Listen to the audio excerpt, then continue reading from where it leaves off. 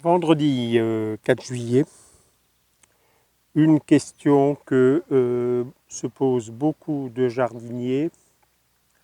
Quand faut-il récolter l'ail? Peut-être comment? Peut-être, cette question qui pour moi est assez saugrenue mais qui traîne dans les esprits, faut-il faire des nœuds avant, etc. Alors quand faut-il?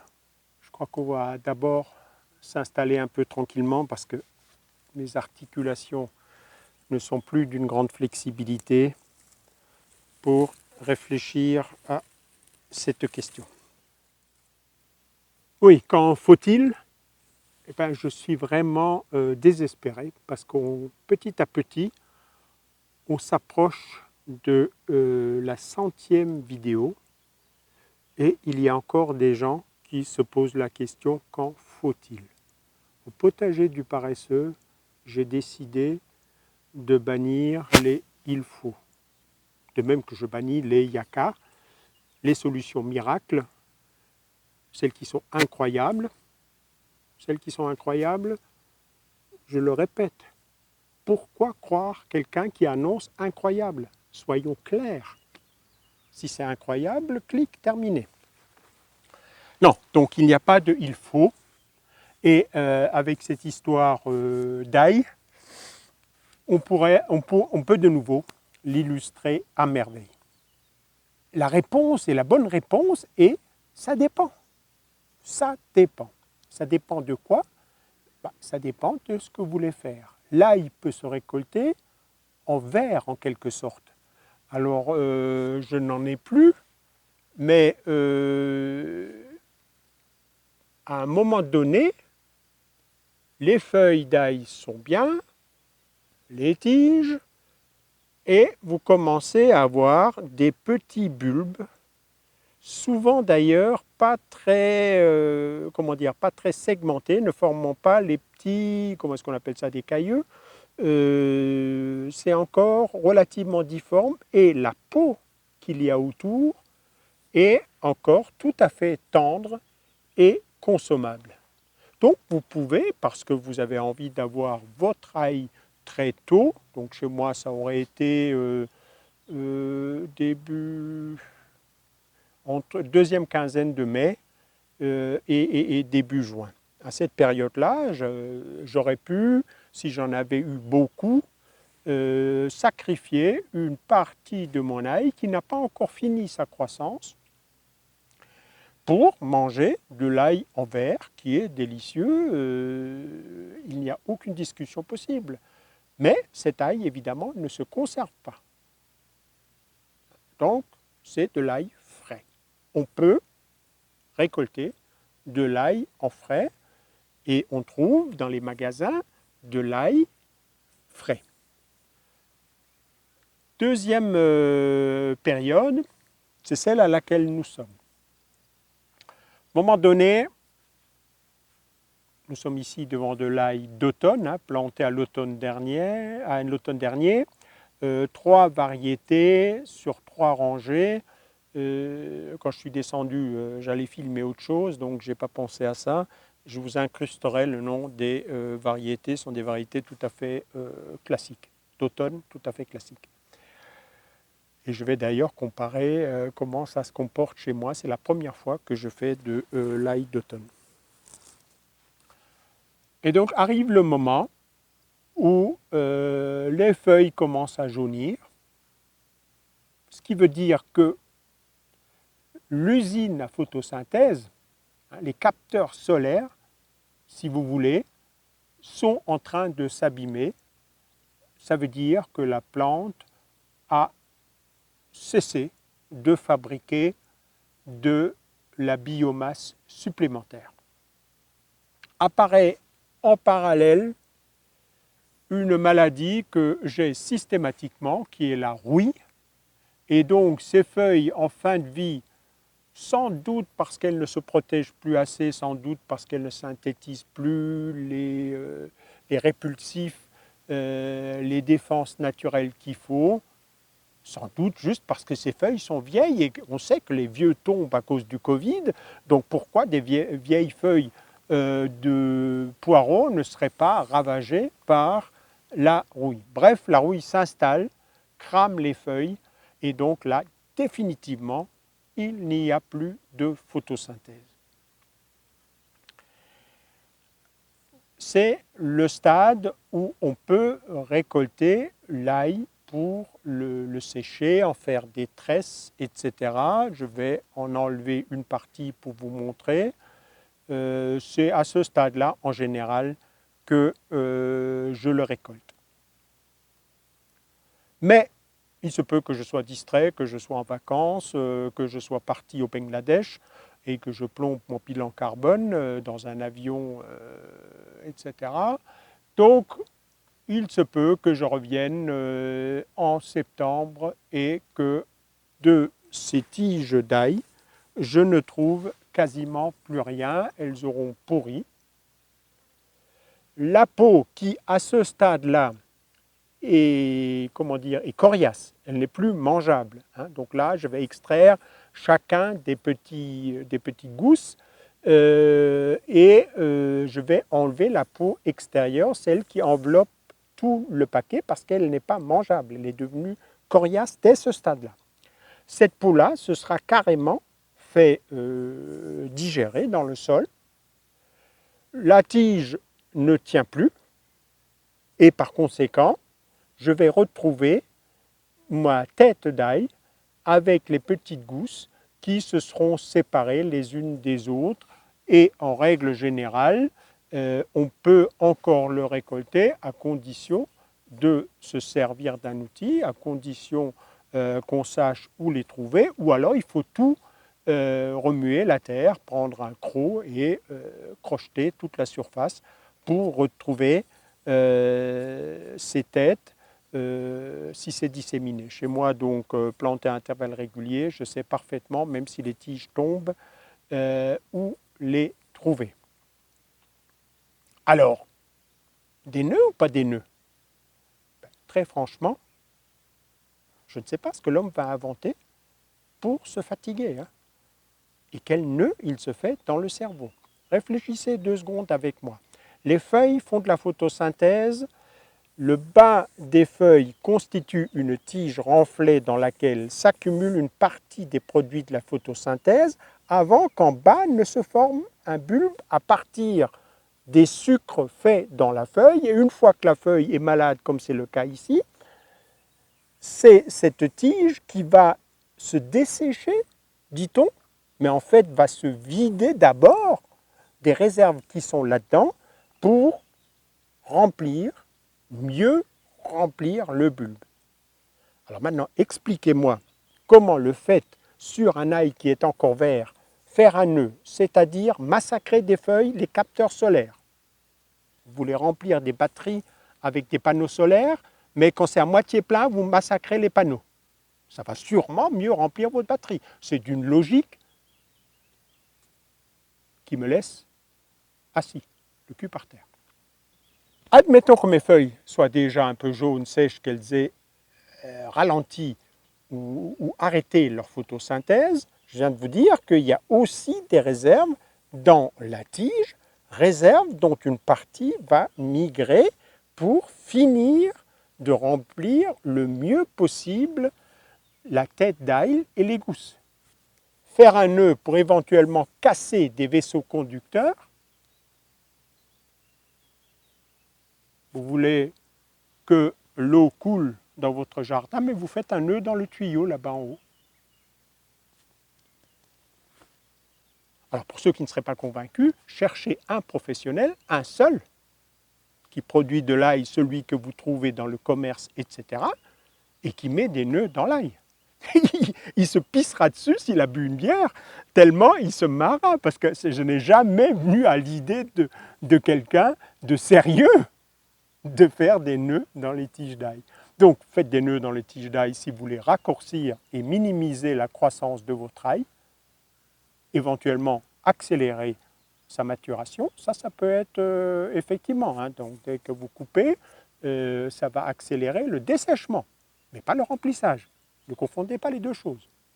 Donc vous aurez de l'ail plus vite, moins gros que ce que vous auriez eu si vous n'aviez pas fait de nœud, et si vous aviez eu la patience d'attendre. Pour ceux qui ne connaissent pas la patience, je fais une vidéo sur la patience. Et les agiter, les faiseurs de nœuds dans leur cerveau, encouragez-le, parce que quand ils seront fait suffisamment de nœuds, qu'ils auront mal au dos, peut-être qu'un jour, ils arrêteront leur connerie, ou peut-être pas d'ailleurs.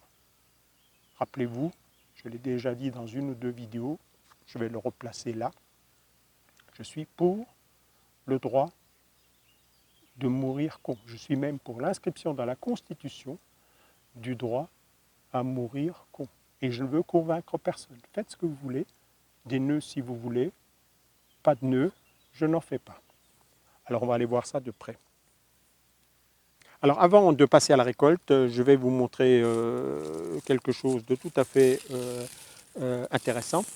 Il y a là, donc l'automne dernier, on a planté 3 variétés, une rangée de chaque. Ça n'a pas été jusqu'au bout parce que ça ne suffisait pas. Les 2 ou 3 têtes qu'on avait achetées, donc numérotées, 13, 14, 15. À ce stade-là, je ne sais plus ce que c'est. Je vous incrusterai ça. C'est quelque part enregistré dans un cahier. Et alors là, de façon tout à fait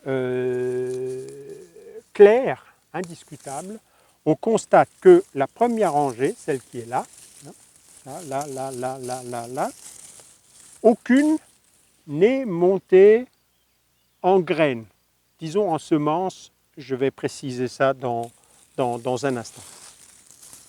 Deuxième rangée, celle qui est là, tac, tac, tac, tac, tac, tac, tac, tac, aucune n'est montée en graines. Première rangée, là, presque toutes ont formé ces petites têtes. Alors, ces petites têtes-là sont rikiki, donc là, ça ne joue pas beaucoup, mais elles peuvent devenir beaucoup plus grosses.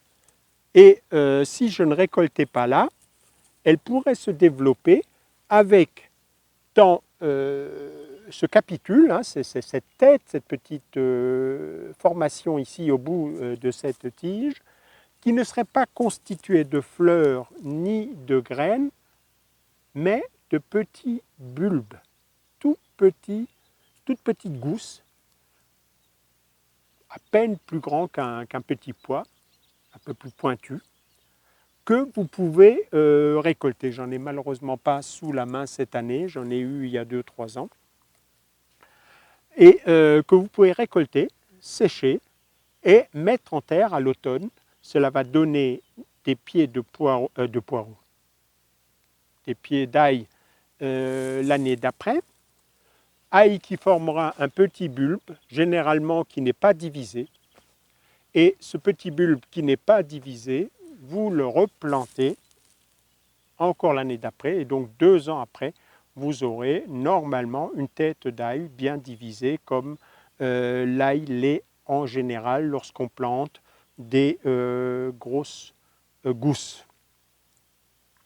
Voilà donc ce phénomène tout à fait curieux et pour lequel donc une seule variété n'est sensible. Alors vous connaissez mon a priori sur la Lune. Hein, je m'en fous de la Lune, mais vous voyez quelqu'un qui ne plante que ça, qui par hasard constate que cela a été planté à une période de fleurs, il va immédiatement décréter que c'était la Lune et il va le prêcha partout sur Internet, convaincu qu'il est, il ne verra plus que ça. Comme il n'a pas eu cette variété-là, alors il ne fera pas la nuance, il ne se dira pas, ah ben non, c'est une question de sensibilité de cette variété-là que non pas ces deux-là. Alors je vais aller plus loin parce que j'ai enregistré la date de plantation, c'est la même, hein, j'ai oublié de le dire, hein, tout ça a été planté le même jour.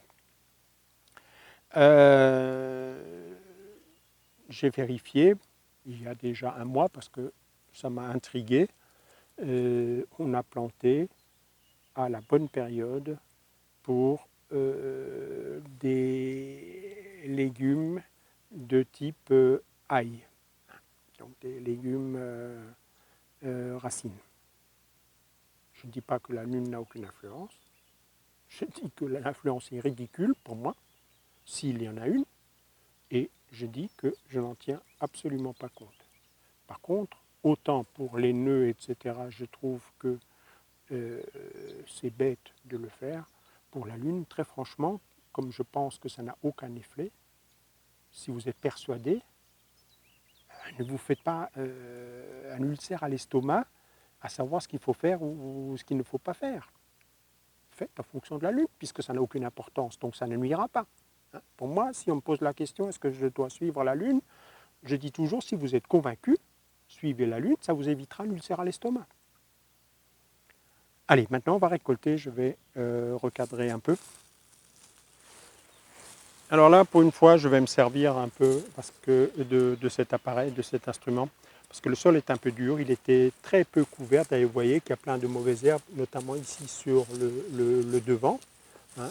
Là, on n'avait plus assez de foin, donc le sol est un peu plus compact que d'habitude. Si je tire, je vais casser et je ne pourrai pas les suspendre par leur tige pour les sécher. Là, vous voyez cette peau qui s'est durcie, là, celle-là. Il y en a plusieurs même. Vous voyez, vous pouvez l'enlever. Il n'y a pas de problème. Alors, je vais les récolter évidemment séparément puisque c'était un test. Et donc, je veux savoir ce que chacune de ces variétés a produite.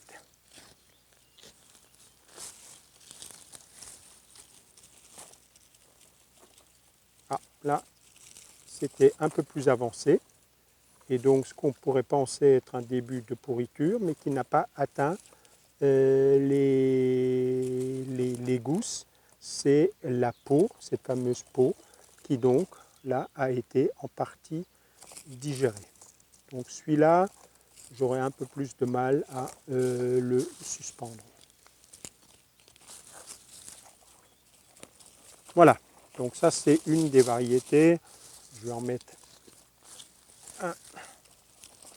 quelques-uns de plus, comme ça vous avez une appréciation statistiquement valable de la taille, un qui est plus petit ici.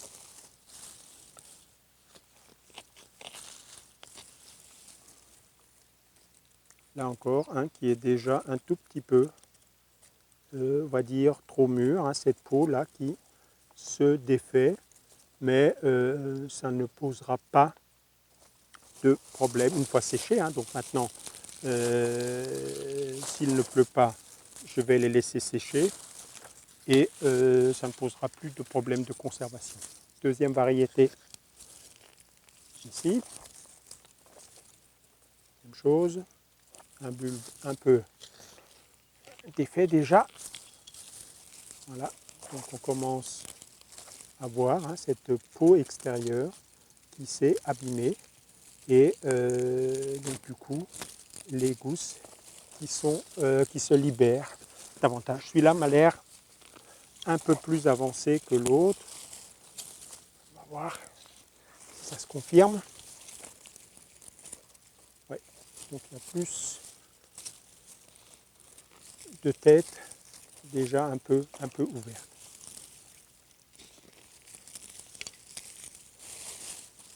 Bon, la taille, moyen. Celui-là ridicule. Mais pour le reste, moyen, rien de géant. Je pense que dans cette zone-là, j'ai un tout petit peu tiré, parce qu'il y avait déjà eu l'an dernier des pommes de terre et puis je ne sais plus quoi, sans aucun apport de foin. Voilà typiquement donc une des tiges là qui s'est arrachée. Et donc si j'oublie le cailleux qu'il y a là dans le sol, quelque part, l'année prochaine, ça va pousser, ça passe l'hiver, le voilà. Petit. Petit. Petit. petit. Petit. Donc voilà, cette variété-là, elle a mis trop d'énergie dans la partie aérienne, là-dedans, cette tige, et du coup, sans surprise aucune, elle est beaucoup plus petite que les deux autres. Donc disqualifiée pour moi, dans mes conditions, sous mon climat, cette variété, dont je vous incrusterai ce que c'est, ne sera plus retenue comme variété d'automne, même si théoriquement, peut-être que l'année prochaine, mais j'en doute. L'année prochaine, elle sera la meilleure.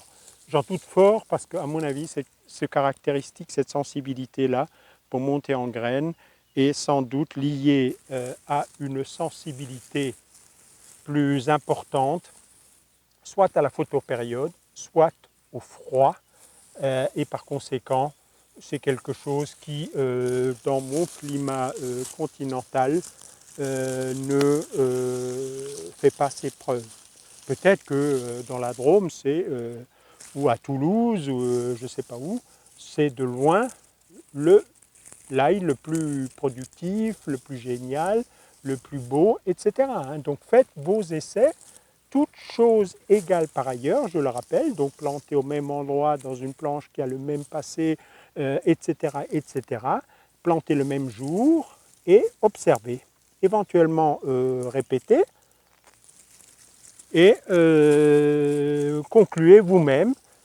N'écoutez pas ce que je dis, sauf si vous cultivez juste à côté, à 350 mètres, au-dessus des collines de Mollkirch, ou d'un village à proximité, avec la même photopériode, avec le même climat, et ainsi de suite. Alors puisqu'on est là donc dans le coin des Alliacées, la famille des oignons, des échalotes, de l'ail, du poireau, etc. s'appelle des Alliacées.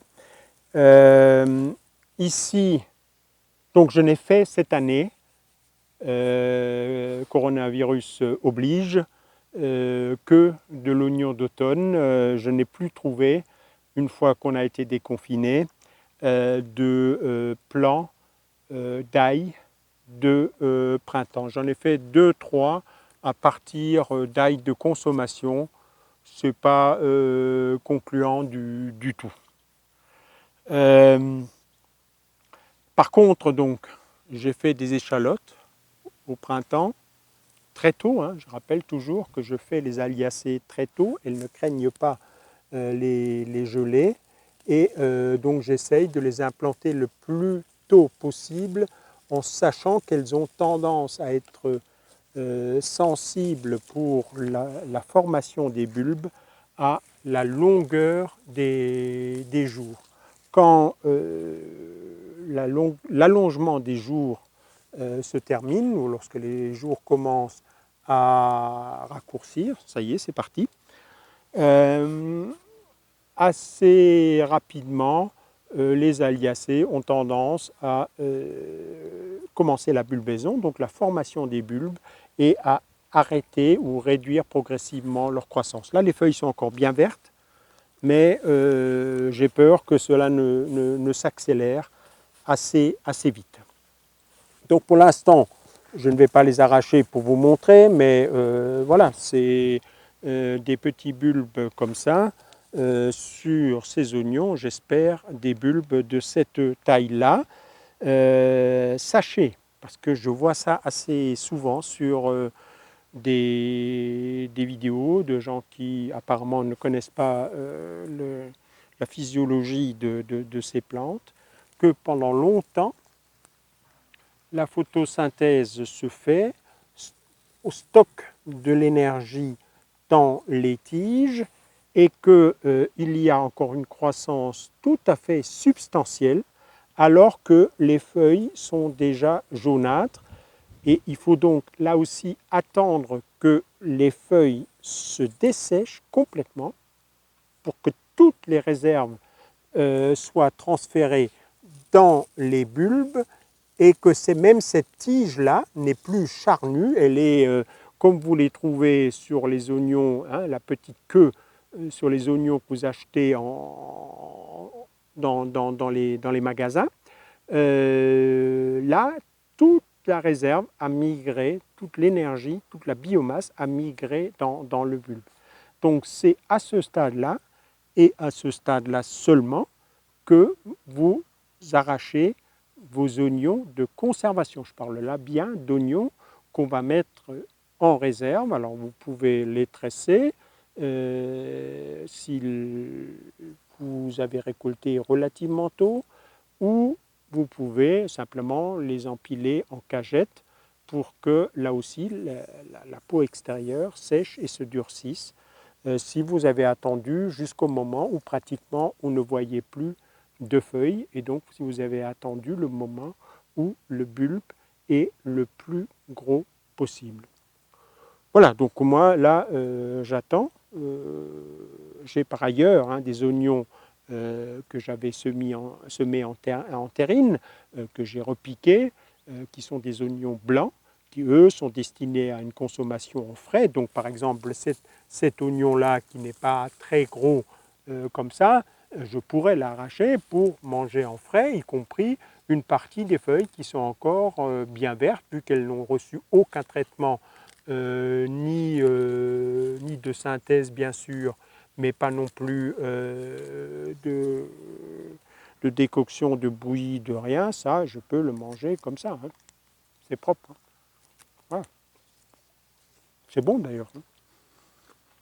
Et c'est bon pour la santé. Voilà, les échalotes là-bas, un peu plus avancées. Donc là, on voit déjà des beaux bulbes, mais les feuilles sont vertes, même si elles commencent à se coucher naturellement. Donc, ça y est, j'ai failli avaler de travers. Donc, patience. Patience, elles sont encore en train de se remplir. Les tiges, certaines feuilles, la majorité des feuilles même, on peut dire, sont encore vertes. Donc, photosynthèse, donc énergie solaire, donc biomasse qui se crée, donc biomasse qui circule à travers les tiges dans les bulbes. Donc, c'est encore en train de se remplir. C'est un massacre que d'arracher, c'est criminel. Sauf à être en famine avérée et à ne plus pouvoir attendre. Mais récolter des aliacées alors que ça fonctionne encore, résumons-le comme ça, je trouve ça vraiment dommage, tout simplement parce que, je ne sais pas, parce que le beau-frère, parce que c'est écrit dans les guides, parce que quelqu'un le fait sur une vidéo à la con sur Internet, enfin, je ne sais pas. Enfin, là encore, réfléchissez, faites ce que vous voulez.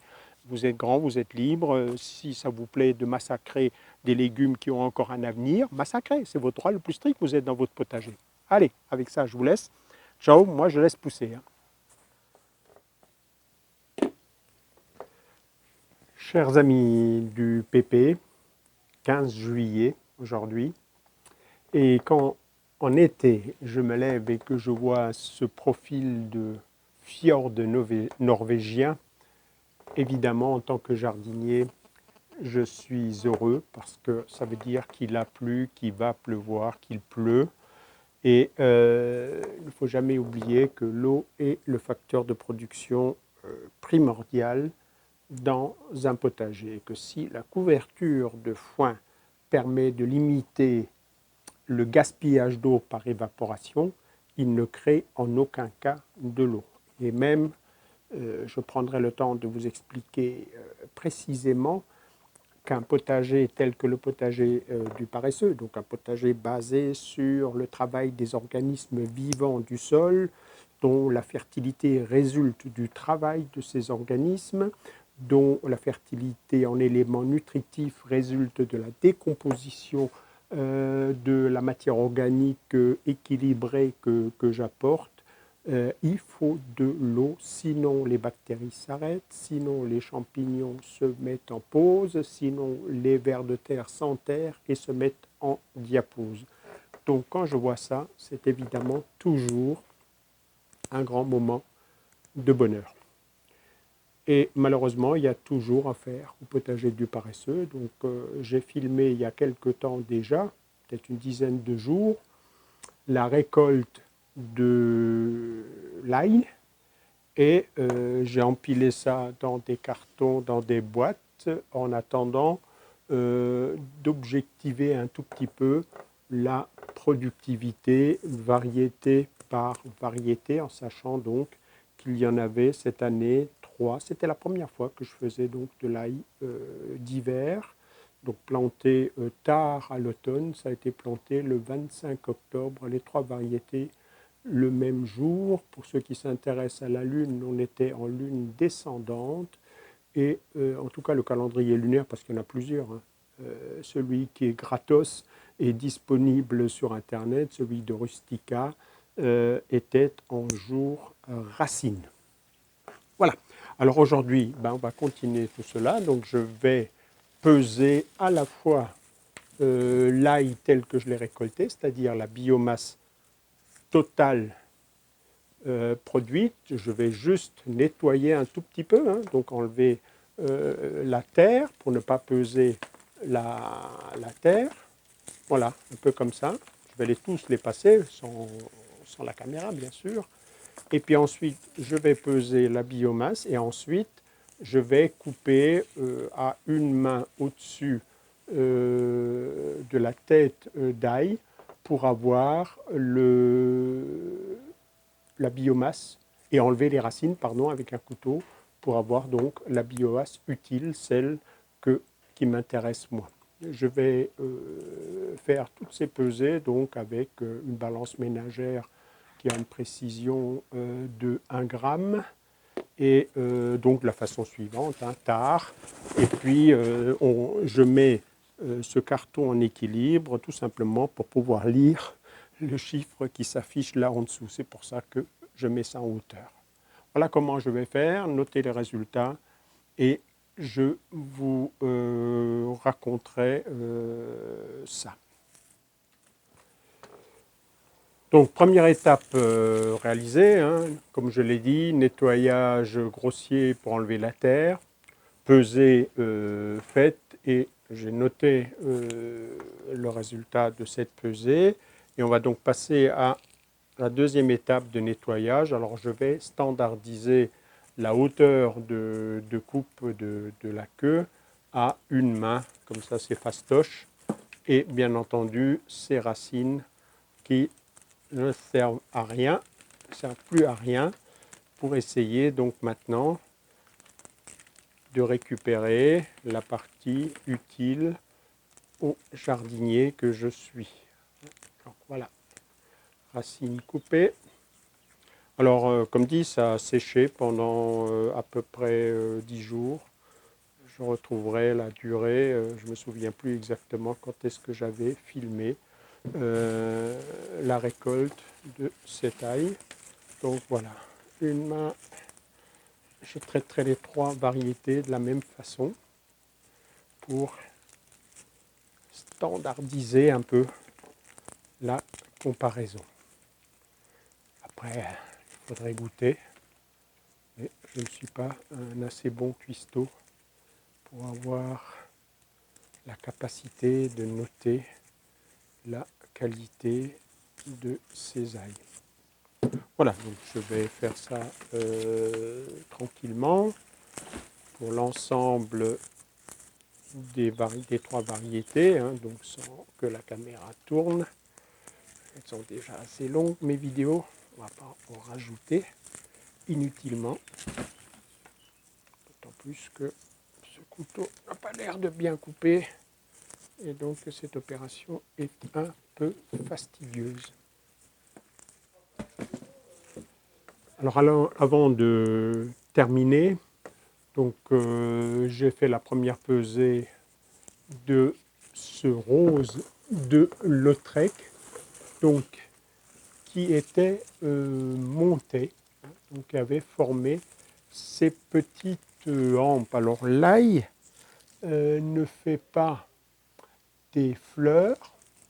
J'en ai un ici sur lesquels on le voit un peu. En fait, ce sont des tout petits bulbilles qui se forment ici au bout de cette hampe. Et donc, c'est une reproduction végétative exactement un clonage, hein. Donc comme pour les pommes de terre, ce qui pousse là-haut est génétiquement exactement la même chose que les gousses qu'on pourrait prélever.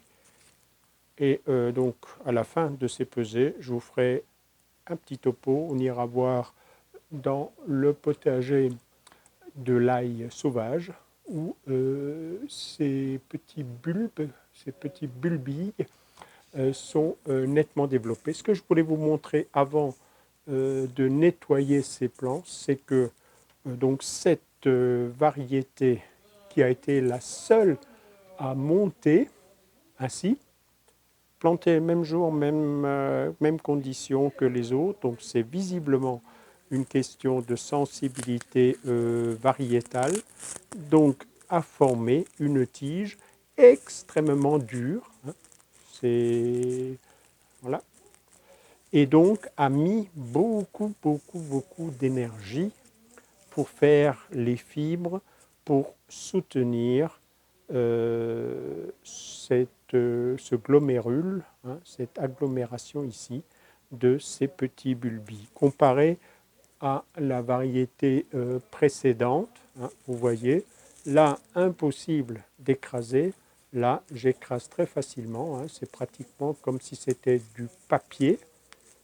Là, c'est comme si c'était une tige d'un arbre ou d'un arbuste. Et donc, je m'attends à ce que le poids brut, qui est important, je donnerai ces chiffres tout à l'heure, beaucoup de biomasse formée, mais que la part qui m'intéresse, moi, en tant que mangeur d'ail, c'est-à-dire la tête ici, ne soit pas plus importante, voire plus faible. Les chiffres, je vous ferai le tableau Excel, vont parler dans un instant. Donc, comme les autres, je vais couper avec beaucoup plus de mal, à la longueur d'une main. Voilà. Et je vais donc garder uniquement cette partie-là comme utile, même si cette queue n'est pas utile, mais donc j'ai décrété que pour des raisons, par exemple, si on veut les attacher en bouquet, je garde la longueur d'une main. J'aurais pu couper encore plus court et conserver, par exemple, dans une cagette ou un autre récipient. Alors, pendant qu'on y est, hein, vous aurez peut-être aussi l'occasion d'observer ce type de bulbilles qui se forment au milieu de la tige de l'ail, avec chaque fois une toute petite gousse, une toute petite bulbille. Alors là encore, il s'agit d'une reproduction végétative, hein, ce ne sont en aucun cas des graines, et par conséquent d'une conservation stricte des caractères génétiques de la variété en question. Donc ce qu'on appelle en génétique un clonage. Donc ces petits bulbilles, c'est à peu près la taille qu'aurait atteint ce que j'ai filmé à l'instant, là en blanc, qui n'était pas mûr parce que j'ai récolté l'ail en avance. Ces petits bulbilles, donc, vous pouvez les planter à l'automne pour les variétés d'hiver, même pour les autres d'ailleurs, ça passe l'hiver sans problème, pour ensuite, l'année d'après, donner un petit bulbe d'ail unique qui n'est pas découpé, hein, comme l'ail l'est normalement. Vous n'aurez pas les petites gousses séparées, vous aurez un petit ail rond, un peu comme un oignon,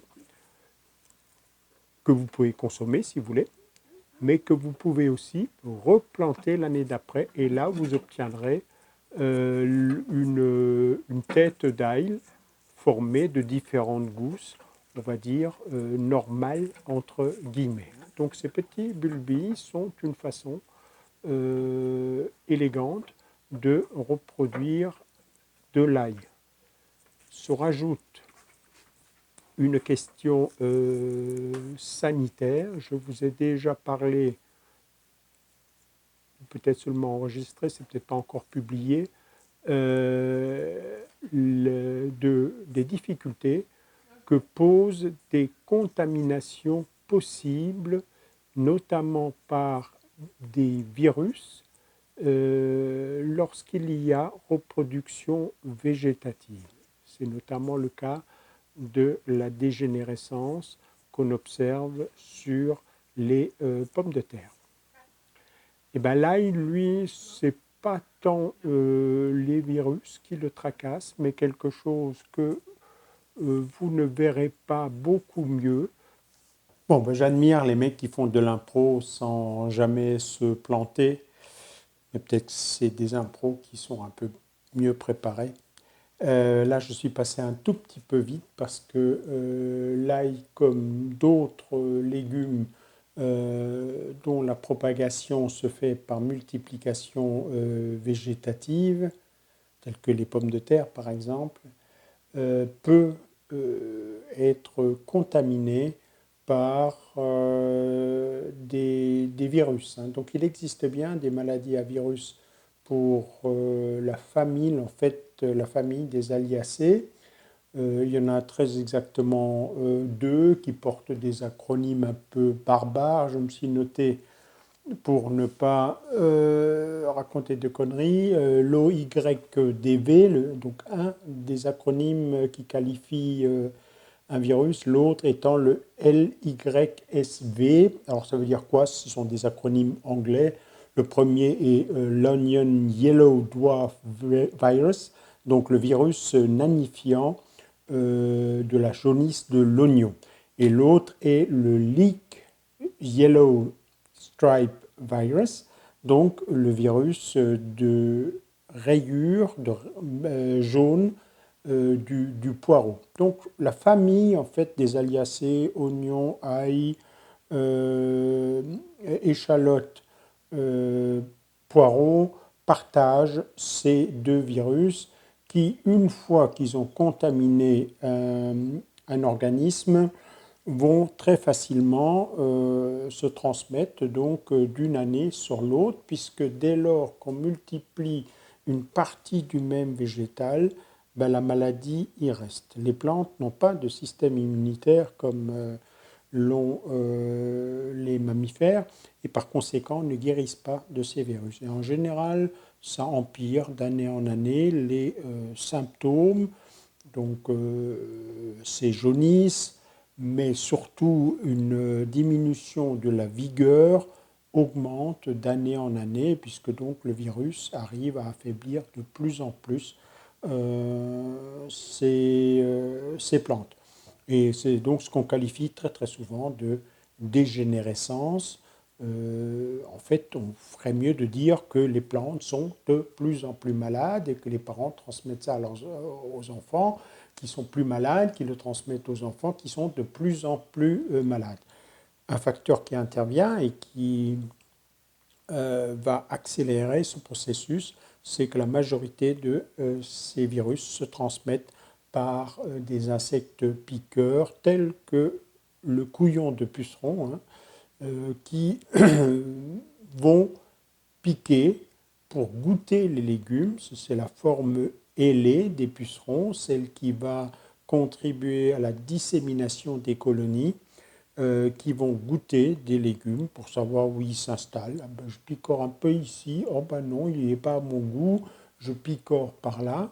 Et de la même façon que les moustiques transmettent certaines maladies humaines, le paludisme, la dengue, le chikungunya, etc., les pucerons et quelques autres insectes piqueurs, mais surtout les pucerons, excusez-moi, vont transmettre ces virus. Donc en général, quand on a quelques plants, ben, ça s'étend en taches et petit à petit, tout le stock de tout ce qu'on récolte et donc ce qu'on va réutiliser comme semence sera de plus en plus infesté de ces virus. Donc, ce n'est pas un problème majeur sur l'ail, mais néanmoins, si d'année en année, la productivité, la vigueur de vos ails diminue, interrogez-vous s'il n'est pas utile de repartir avec des semences saines, certifiées, sans virus. Donc les semenciers savent comment on peut régénérer des variétés, c'est-à-dire à partir de cultures de cellules méristématiques, reconstituer des plants indemnes de virus et ensuite de les multiplier dans des conditions sanitaires telles que ce qui est vendu peut encore être garanti comme étant indemne et donc ayant une bonne vigueur. C'est les fameuses semences certifiées, les étiquettes bleues que vous voyez. Ça a son prix, c'est une dépendance, mais c'est la garantie de ne pas transmettre des saloperies. Les échanges tels qu'actuellement ils se développent de façon aveugle et immodérée vont aller rapidement pour certaines maladies, plus lentement pour d'autres, vers l'échange de ces viroses. En gros, c'est comme se rassembler à 10 000 dans un stade de football quand il y en a quelques-uns qui ont le Covid. Donc vous envoyez vos graines à n'importe qui sans aucun contrôle, qui les envoie à n'importe qui sans aucun contrôle. C'est garanti que dans 5, 10, 15, 20, 25 ans, c'est le crash de ces variétés-là. C'est-à-dire qu'elles seront tellement virosées que c'est la fin. Donc c'est la fin. Vous continuerez, vous serez très fiers de votre ail qui sera grand comme un bonbon parce que tellement il sera malade. Voilà, petite précision utile. On reprend le fil parce que donc j'étais en train d'expliquer qu'il y a une autre maladie peut-être plus importante, ça dépend un peu des sols, que sont les nématodes. Ce sont de microscopiques, minuscules en tout cas, moins d'1 millimètre, vers non annelés, c'est-à-dire qu'ils ne forment pas des anneaux, ce n'est pas les mêmes vers que les vers de terre, les lombriques, etc. Donc des nématodes qui affaiblissent l'ail et donc au bout d'un certain nombre de repiquages toujours de la même gousse, on risque d'observer ce qu'on appellera dégénérescence, qui, une fois de plus, ne sera pas une dégénérescence génétique, mais tout simplement une maladie chronique, on va dire. Votre petite gousse que vous allez planter est déjà contaminée par ce nématode et donc on se développera tout en étant parasité par ces nématodes. Et donc, quand on passe par la multiplication par ces bulbilles qui apparaissent au niveau de la tige, voire ceux qui apparaissent ici au bout de ces hampes, on est débarrassé de ces nématodes et donc on repart avec quelque chose qui est en partie, on va dire, assaini. Voilà donc pourquoi ces petits bulbilles peuvent être très très intéressants et sont donc utilisés professionnellement dans la multiplication de l'ail. Alors il me reste une dernière pesée à faire, j'ai perdu la feuille, et puis on va passer au score.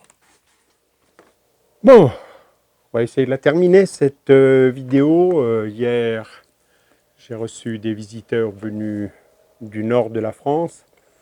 Donc, et puis on a papoté un tout petit peu, esquissé des projets, peut-être ma venue dans le Pas-de-Calais.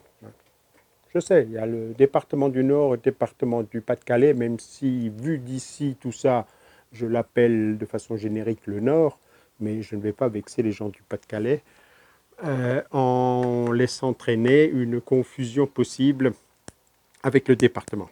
Donc, ma venue possible, donc à l'automne, dans le Pas-de-Calais. Bref,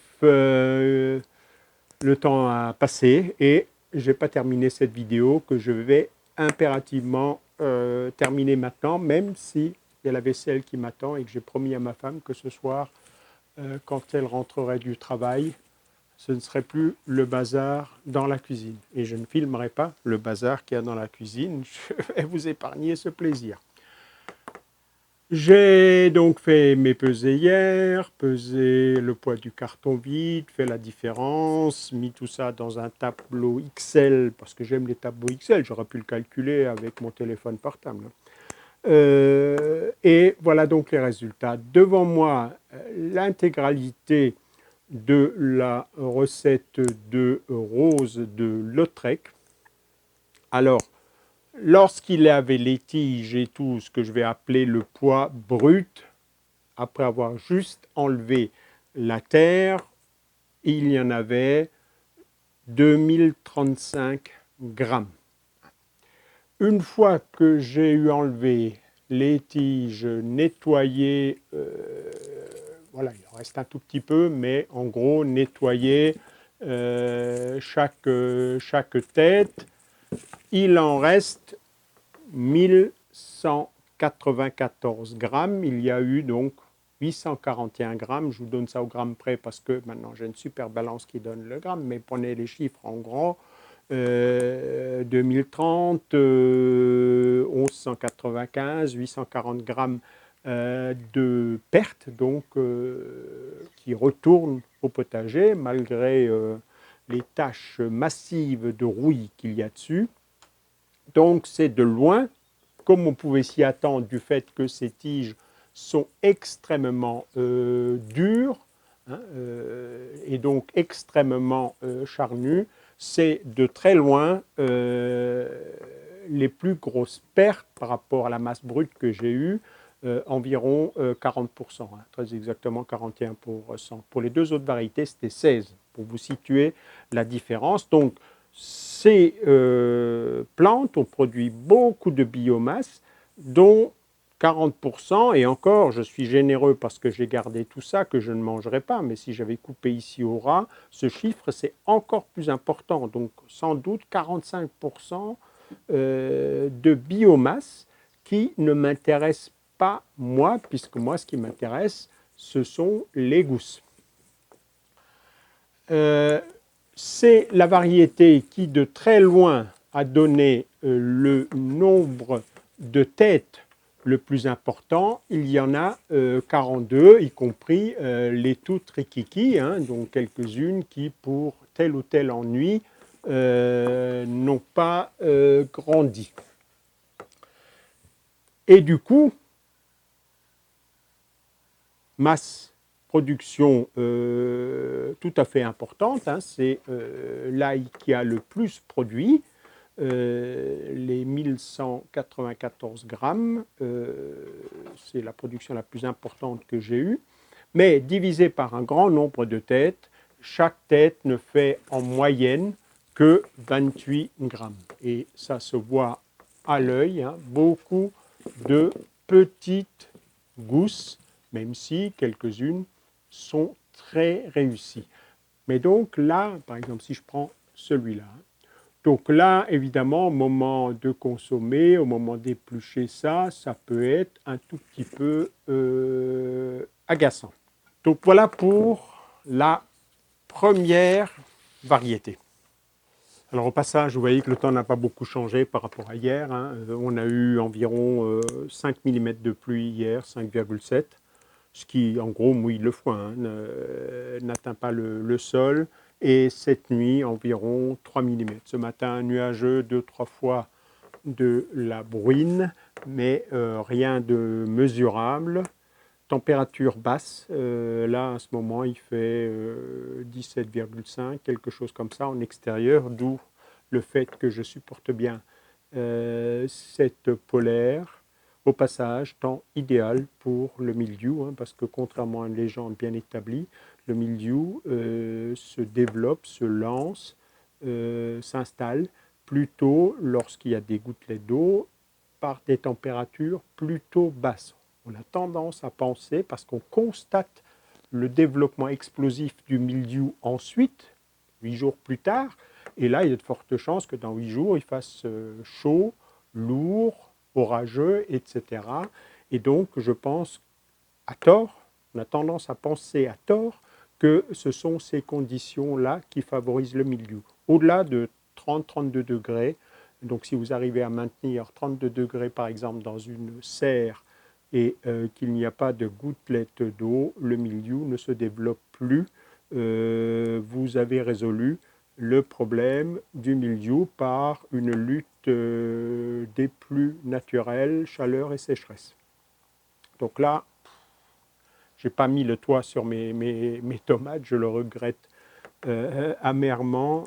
Il y aura peut-être des catastrophes. Parenthèse.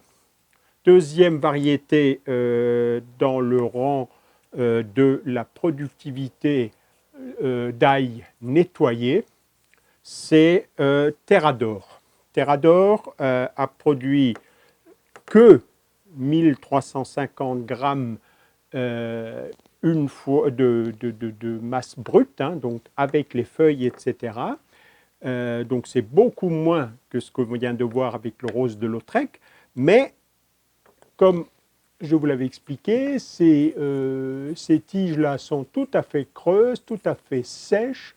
Toute la biomasse que la plante avait produite, y compris dans les feuilles, a eu le temps d'être transférée dans les gousses et par conséquent, le rapport entre la masse totale produite et ce qui est intéressant, ce qui est utile, est bien plus favorable dans le cas de cette variété puisqu'il n'y a que 16% de perte. Donc la récolte ici, ça fait 1140 grammes.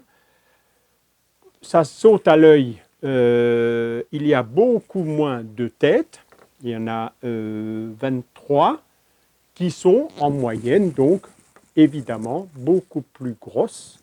Elles font, c'est même les plus grosses, elles font 50 grammes en moyenne.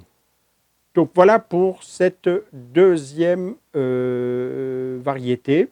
Pour cette deuxième variété qui, pour moi, sera en fait la première. Hein, parce que si on rajoute le critère, ensuite il faut éplucher chacune des gousses, il est évident que c'est beaucoup plus vite fait sur des grosses gousses formant elles-mêmes des grosses têtes. Alors la troisième variété, donc dans le classement par rapport à la production des têtes nettoyées, c'est celle-ci, c'est Messidrome. Messidrome qui n'a produit que 900 grammes, 908 exactement, une fois nettoyée. La masse brute était de 1077 grammes. Et donc, comme pour la variété qui était en deuxième position, Terrador, ça représente 16% de perte. Hein. Donc, en gros, là aussi, des tiges qui se sont bien vidées, la biomasse qui s'est bien transférée dans les gousses qui ont donc bien grossi. Il y en a un tout petit peu moins. Alors sur ce chiffre concernant le nombre de têtes obtenues, il faut savoir que au départ, ce qu'on avait acheté, évidemment, vous achetez un petit filet avec en général trois têtes dedans, et puis vous plantez le nombre de gousses. C'est évidemment très variable et pas forcément lié aux caractéristiques génétiques de la variété. Vous comprenez que si je prends ces trois belles têtes comme semences, je vais obtenir, je ne sais pas, je dis 25 pieds. Si je prends trois têtes un peu moins développées, je vais en obtenir 15.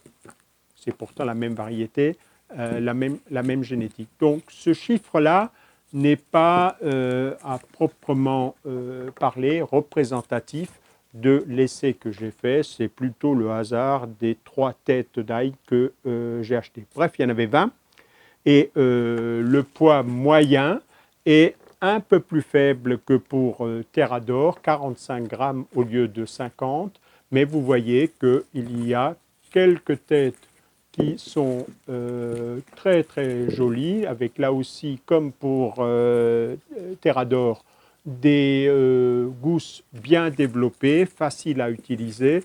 Simplement, il y a un peu plus de petites, voire très petites têtes, et par conséquent, ça a légèrement fait chuter la moyenne. Je pense qu'en termes de choix des variétés, ces chiffres-là ne sont pas discriminants, hein. C'est en gros la même chose. Et donc voilà pour ces résultats. Donc je vais peut-être continuer mes recherches parce que le potager du paresseux, il y a beaucoup de choses pour alimenter ma curiosité, hein, comme je le dis parfois dans mes conférences. Le potager, il ne sert pas qu'à remplir mon ventre.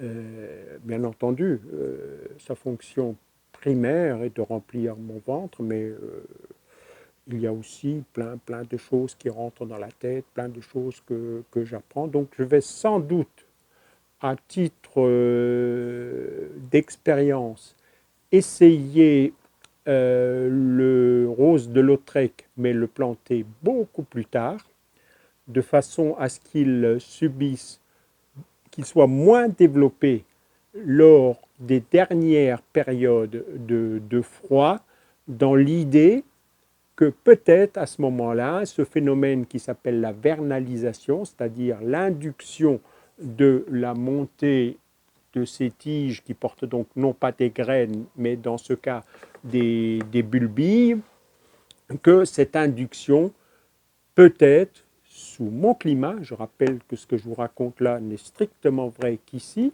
dans sa région d'origine, on plante le rose de Lautrec, si j'ai bien compris, en fin d'automne, et j'imagine qu'il ne monte pas systématiquement et ne fasse pas ses hampes avec des bulbilles. Bon, je suis passé là un tout petit peu vite sur cette histoire de vernalisation.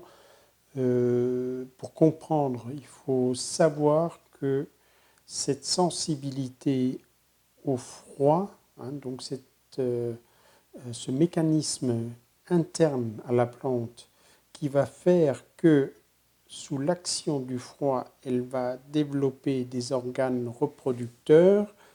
Donc cette sensibilité n'existe pas ou est faible lorsque le plant est très développé et atteint un espèce de maximum lorsque la plantule est plus développée. Donc par exemple, alors je ne connais pas exactement les seuils pour l'ail, mais chez l'oignon c'est bien connu.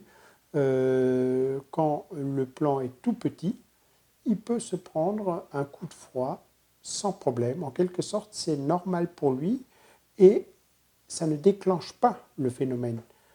Quelques semaines plus tard, lorsqu'il est plus développé, mais peut-être encore dans son pot, hein, ou dans sa terrine, des froids beaucoup moins importants. Ça peut être juste une période de quelques jours à 6, 7, 8 degrés, va au contraire donc enclencher ce processus. D'où cette idée d'essayer de planter cette variété qui me paraît sensible, nettement plus tard, de façon à ce qu'elle soit très petite au moment où elle risque de choper les derniers froids chez moi. Alors je ne connais pas ces seuils, hein, donc c'est là de l'essai, hein. Je vais essayer, corriger, peut-être encore échouer, mais voilà quel est le fondement scientifique de cette tentative. Donc je continuerai, mais ma production en termes d'ail d'hiver, s'appuiera sur Messidrome et sur Terrador, dont je vais sans doute faire un peu plus, bien que je garde toujours en joker l'ail de printemps. Cette année, je n'ai pas pu en faire pour la simple raison que je n'avais pas anticipé le confinement et que par conséquent, je n'ai pas acheté de semences et que je n'en avais pas. J'ai utilisé de l'ail de consommation bio acheté dans des magasins que j'ai repiqué, mais ça n'a pas germé, donc je ne sais pas.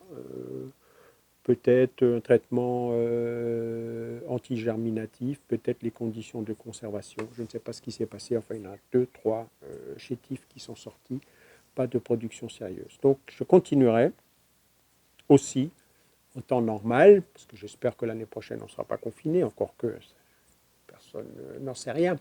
Je continuerai de faire de l'ail de printemps, ce que je faisais exclusivement jusque-là.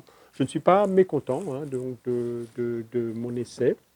Je voulais vous montrer une chose encore au potager, donc on va profiter, quoique je vois là derrière les gouttes de pluie, enfin un petit orage qui se pointe, on va se dépêcher de faire juste la conclusion dans le potager. Alors ça se passe ici, framboisiers duo qui ont été attachés récemment, c'était complètement fermé, on ne pouvait plus passer, il ne reste plus qu'à tondre un peu parce qu'il y a des rejets qui se forment et donc à mettre ces tontes sous les pieds des framboisiers. Et ici, il reste un pied d'ail sauvage, donc j'en ai... alors petit à petit, évidemment, à force d'être tondu ou chamboulé, etc., il se fait rare. Et là, vous avez une de ces belles têtes avec ces bulbilles. Et c'est donc comme ça que cet ail se multiplie. Et chose tout à fait curieuse, certains de ces bulbilles ont eux-mêmes déjà germé pour refaire un bulbille sur un bulbille. Donc je vais vous incruster ça en gros plan. Sur les framboisiers, là, donc on est dans une période un peu creuse. Les nouvelles cannes commencent à produire, donc comme c'est des variétés remontantes, tandis que les anciennes, telles que vous le voyez ici, jaunissent, se dessèchent et vont progressivement se dessécher sur pied. Là encore, il y a un certain rapport avec l'ail. Ne coupez pas ces cannes moribondes trop vite parce que il y a dans ces tiges de la biomasse utile que le plant de framboise va rapatrier pour les utiliser, les mobiliser pour faire ces nouvelles cannes. Donc là, par contre, l'humidité est extrêmement favorable, sans flotte, ces framboises cesseraient de produire ou s'il faisait chaud. Et là, je vais me faire doubler par la pluie. Donc, je vais arrêter de raconter des histoires, remonter à la maison, monter tout ça et le mettre en ligne. Allez, ciao et à une prochaine.